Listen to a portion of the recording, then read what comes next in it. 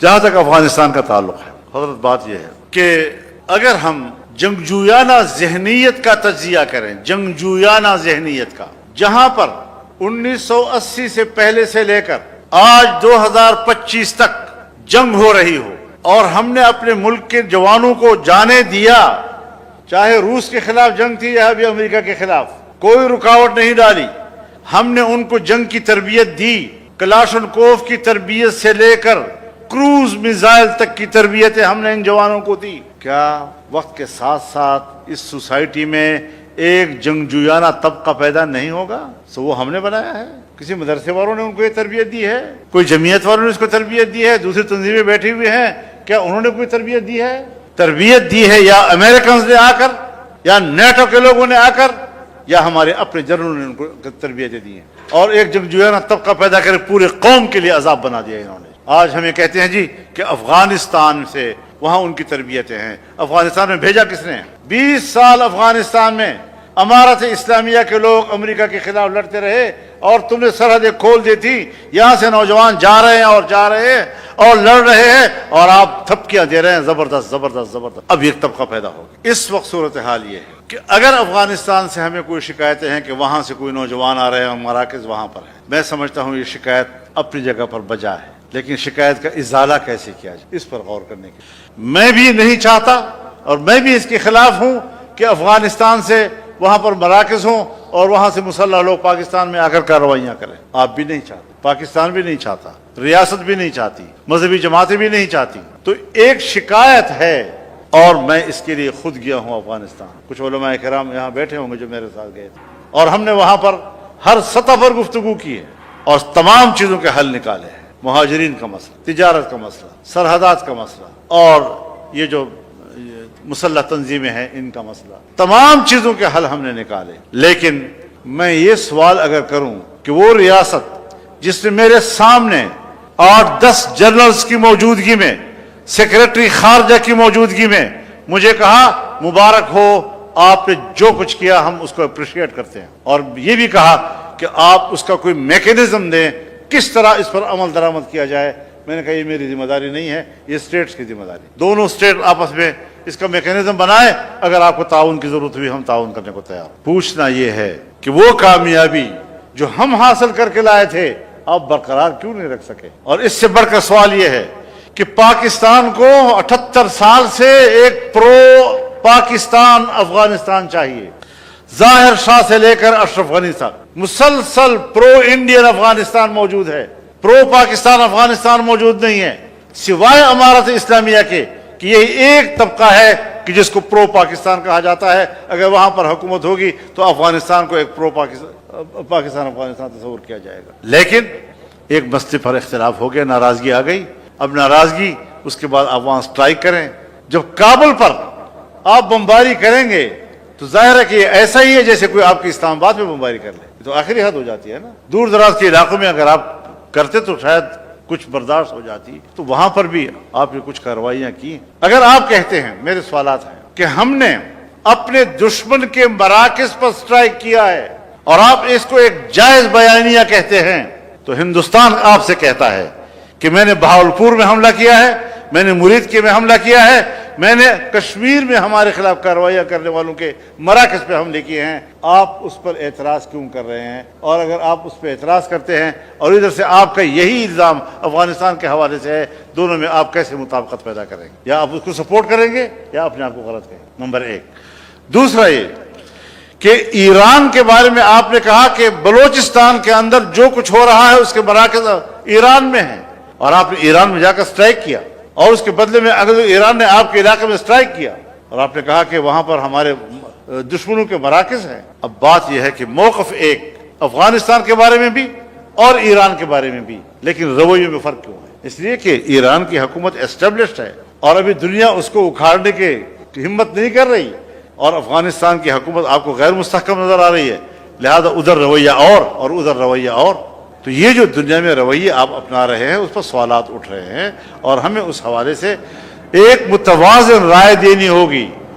ہم اپنے اکابرین سے، اپنے حکمرانوں سے، اپنے اسٹیبلشمنٹ سے یہ امید رکھتے ہیں کہ یہ علماء کرام اور اس کی یہ جماعت اگر آپ کو کوئی تجاویز دینا چاہے تو آپ اس کو ٹھنڈے دل کے ساتھ بیٹھے اور اس پر غور کریں. افغانستان کے ساتھ بات ہونی چاہیے.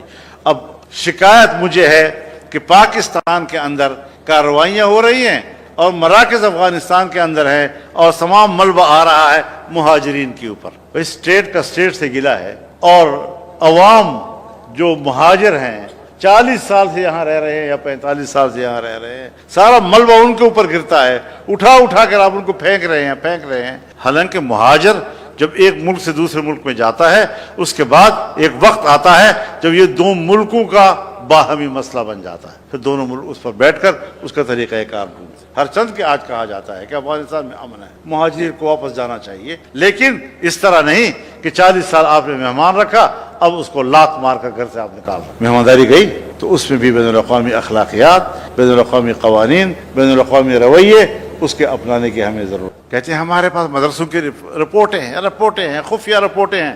آج امریکہ کو اعتراض ختم ہو جائے, آج مغرب کو مدارس پر اعتراض ختم ہو جائے, اگلے دن ہمارے ادارے کہیں گے ماشاءاللہ مدارس کے بارے میں بڑی اچھی رپورٹیں آ رہی ہیں, ماشاءاللہ مدارس کے بارے میں اچھی رپورٹیں آ رہی ہیں, بہت مثبت رپورٹیں آ رہی ہیں. ایک دم ان کے ٹون تبدیل ہو جائے گا. تو ہم ان ساری چیزوں کو سمجھتے ہیں کہ ان کے ٹون کہاں سے چلتے ہیں اور کس طریقے سے وہ یہاں پر پالیسیاں مرتب کرتے ہیں مذہبی اداروں کے خلاف, مذہبی لوگوں کے خلاف. تو اس حوالے سے ہمیں ان کے ٹیکٹس کو سمجھنا چاہیے, ان کے اس بات کو سمجھنا چاہیے کہ وہ کس کے دباؤ میں یہ سارا کچھ کر رہے ہیں. نہ ہمارے نصاب پر کوئی اعتراض ہے کیونکہ ان کا معاہدہ ہو چکا ہمارا ان کے درمیان. 2004 کے دسمبر میں معاہدہ ہوا, 2005 کے فروری میں دستخط ہو گئے, پھر 2010 میں دستخط ہوئے ہیں, پھر اور شرائط آئی ہم نے وہ مانی ہے. کب ہم نے جھگڑا کیا ہے اس معاملے پہ؟ لیکن مسلسل اس جنگ کو برقرار کیوں رکھا جا رہا ہے, اس جنگ کو تسلسل کیوں دیا؟ ہم ختم کرنا چاہتے ہیں. ہمارے نزدیک سب کچھ ختم ہو چکا ہے اور وہ کہتے ہیں نہیں زندہ ہے. دیہاتوں میں چھوٹے مدرسوں کے اندر جہاں کے غریب مولوی صاحب وہاں پڑھا رہا ہوتا ہے, وہاں پر ان کا تھانے دار جاتا ہے روب داب کر کے خوف میں مبتلا کرتا ہے, ہراساں کرتا ہے, اور پھر کہا جاتا ہے آپ پاکستان کو مدارستان بنانا چاہتے ہیں. بابا ہم نے تو آپ کو نہیں کہا کہ آپ کے ہاتھوں سے پاکستان مسائلستان بن گیا ہے. اگر ہم کوچے میں اپنے پیسوں سے چندوں سے مکتب کھولتے ہیں اور محلے کے بچوں کو الف بے پڑھاتے ہیں, نورانی قاعدہ پڑھاتے ہیں, ہمارا تو سوسائٹی پہ احسان ہے, ہم کام کر رہے ہیں. آپ کو ہمارا یہ کام کیوں برا لگ رہا ہے؟ ہم نے ملک کے خلاف کون سی بات کی ہے؟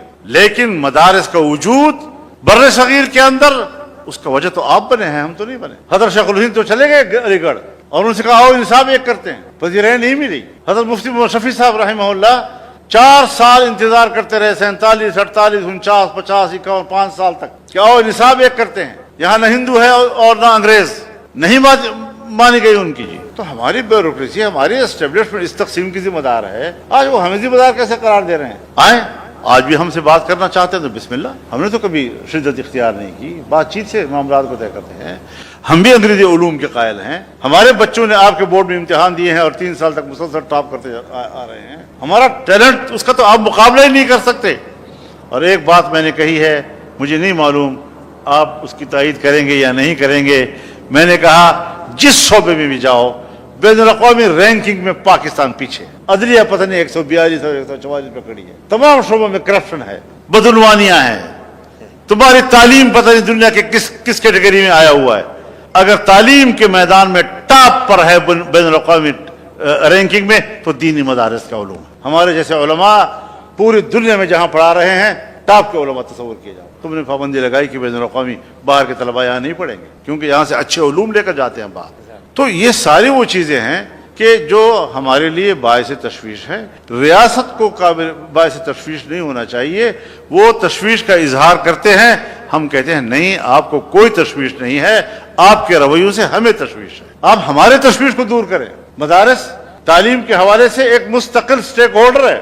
آپ مدارس کے اس تنظیم کو, اتحاد تنظیمات مدارس کو دینی مدارس کے حوالے سے کسی بھی فیصلے سے پہلے اعتماد میں لیں گے, ورنہ آپ کا کوئی فیصلہ نہیں ہوگا. مدارس اپنا وجود رکھتی ہے, اپنی حیثیت رکھتی ہے, اس کا اپنا ایک مقام ہے, اس کا مذاق مت اڑاؤ. تم بھی کسی مولوی کے سامنے زانوی تلمذ بچھا کر ہی حافظ بنے ہو. تو اس اعتبار سے ہمیں ایک پیج پہ آنے کے لیے بالکل ہم تیار ہیں. اس کے لیے ریاست کے ساتھ ہمارا کوئی ایسا تصادم نہیں ہے کہ اگر وہ بات کرنا چاہے, لیکن نیت صاف ہونی چاہیے. نیت ٹھیک کرو, ہم بالکل بات کرنے کے لیے تیار. انہوں نے جو 18 سال سے کم عمر کی بات کی ہے، اب علماء کرام ہیں، اتنی مذہب کا خیز قانون میں نے دنیا میں نہیں دیکھا. کہتے ہیں کہ اگر 18 سال سے پہلے شادی ہوئی تو اس کو جنسی زیادتی سے تعبیر کیا جائے گا اور اس کو زنا بالجبر کہا جائے گا، لیکن اگر بچہ پیدا ہو گیا تو وہ جائز ہوگا اور کفارت والد پہ ہوگی اور جیل سے کفارت کرے گا. یہ مذہب کا خیز قسم کے قانون. کوئی خدا کا خوف کرو یار. افغانستان بلوغت کے لیے شرعی قواعد و ضوابط موجود ہیں، اور علمی لحاظ سے کیا اس کے لیے عمر کی کوئی قید ہے کہ جہاں پاکستان میں اس کو، اور پھر اس کے اغراض و مقاصد جو قانون کے پیچھے مسودے کے پیچھے لکھے ہوئے ہیں کہ یہ اقوام متحدہ کے منشور کی پیروی میں ہم کر رہے ہیں. بھائی تم نے قرآن و سنت کا حلف اٹھایا ہے، تم نے اس آئین کا حلف اٹھایا ہوا ہے، تم نے اقوام متحدہ کے منشور کا حلف نہیں اٹھایا. اپنے حلف پہ جاؤ. تم اپنے حلف سے روگردانی کر کے اس کو توڑ کر بین الاقوامی وہ قوانین جو ہمارا آئین اس کی اجازت نہیں دیتا اس کی پیروی کر رہے ہو. کیوں؟